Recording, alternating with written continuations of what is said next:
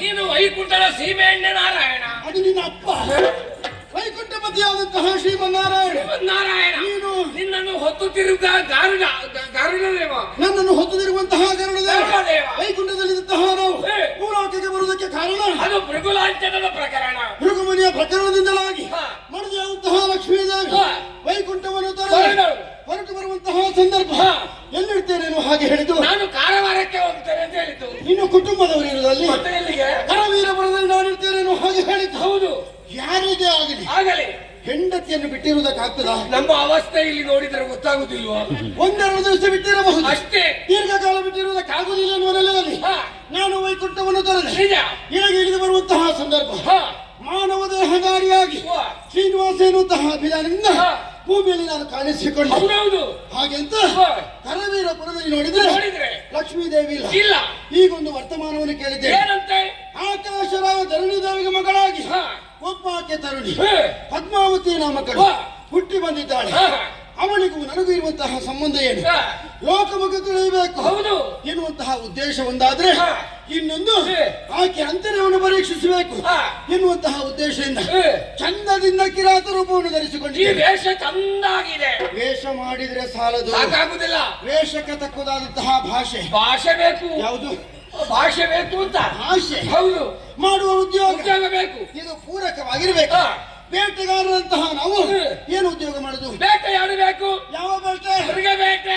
ನಾನು ಮೃಗ ಬೇಟೆಗೆ ಹೊರಟದಲ್ಲೋ. ಮತ್ತೆ ಯಾವುದಕ್ಕ? ಮೃಗಾಕ್ಷಿ ಬೇಟೆಗೆ ಹೊರಟ. ಅಂದ್ರೆ ಹುಡುಗಿಯ ಬೇಟೆಗ? ಹೌದು. ಹೋಗ್ಬೇಕು. ಹೋಗುವ. ಹೇಗೆ ಹೋಗೋಣ? ನಡ್ಕೊಂಡೇ ಹೋಗುದು. ಸಮಯಕ್ಕೆ ಸರಿಯಾಗಿ ತಲುಪುವುದಕ್ಕಾಗ್ತದ? ಅದಾಗುದಿಲ್ಲ. ಹಾಗಿದ್ರೆ ಅತಿ ವೇಗವಾಗಿ ಹೋಗಬೇಕು ಅಂತ ಆದ್ರೆ ವಾಹನ ಬೇಕು. ನಮ್ಮಲ್ಲಿ ವಾಹನ ಇಲ್ಲ.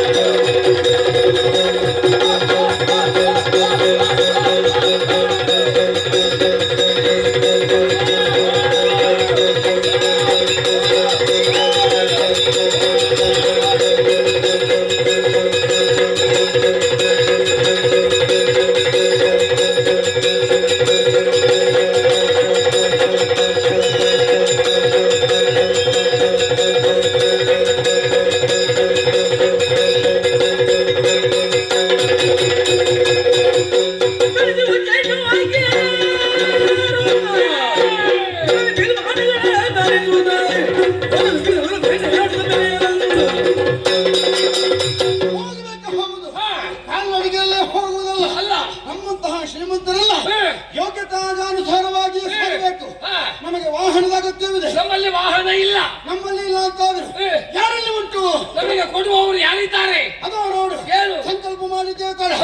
ಮೇಲಿನಿಂದ ಕೆಳಗಿಳಿಯುತ್ತಾ ಇದೆ. ಯಾವುದು? ಉಚ್ಚೈಷ್ಟ ವಸ್ತು. ಅದು ಯಾರು ಮೇಲಿಂದ ಕೆಳಗೆ ಉಚ್ಚೈದದ್ದು? ಉಚ್ಚೈಷ್ಟ ವಸ್ತು. ದೇವೇಂದ್ರನ ಕುದುರೆ ನನಗಾಗಿ ಕಳುಹಿಸಿಕೊಟ್ಟಿದ್ದಾನೆ. ನಾನು ಆ ಕುದುರೆಯನ್ನು ಬೇಟೆಗೆ ಹೋಗ್ತೇನೆ. ಹೋಗುವ. ನಾನು ನಿನ್ನ ಬಾಲ ಹಿಡ್ಕೊಂಡು ಬರ್ತೇನೆ. ನನಗೆ ಬಾಲ ಉಂಟಾ? ನಿನ್ನ ಬಾಲ ಅಲ್ವೋ? ಮತ್ತೆ ನೀನು ಏರಿದ ಕುದುರೆಯ ಬಾಲ ಹಿಡ್ಕೊಂಡು ನೇತಾಡಿಕೊಂಡು ಬರ್ತೇನೆ ಅಂತ. ಪುಣ್ಯಾತ್ಮ, ಎಲ್ಲಿಯಾದ್ರೂ ವೇಗವಾಗಿ ಓಡಿತು ಅಂತಾದ್ರೆ ಕೂಡಷ್ಟು ವೇಗದಲ್ಲಿ ಓಡ್ತೇನೆ. ಆಗದಿದ್ರೆ ಬಾಲವನ್ನು ಗಟ್ಟಿ ಹಿಡ್ಕೊಳ್ತೇನೆ, ನೆಲದಿಂದ ಕಾಲು ತಪ್ಪಿಸ್ತೇನೆ, ಅದೇ ಹೇಳ್ಕೊಂಡು ಹೋಗ್ತೇನೆ.